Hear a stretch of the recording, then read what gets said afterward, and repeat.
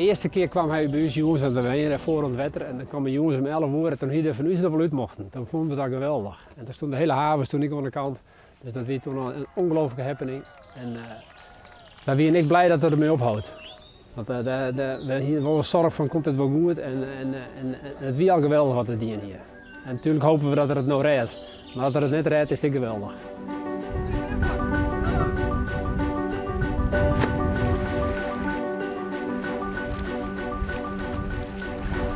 Ik gooi je kant op.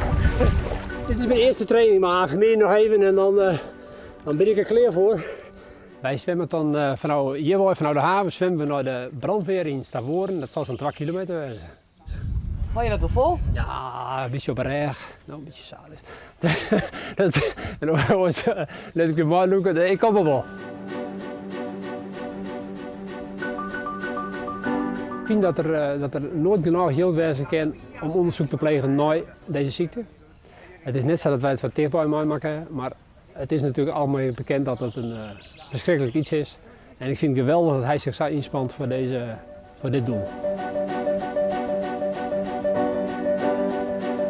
Nou, heeft een stukje oefenen. Ja. Heeft nog leerpuntjes voor jezelf? Ja, zeker. Heel rustig beginnen. Want valt hij aardig af. Het wetter beweegt al wat. Dus het is redelijk zwier.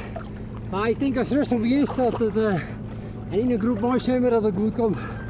Maar het is een hele prestatie. Ja.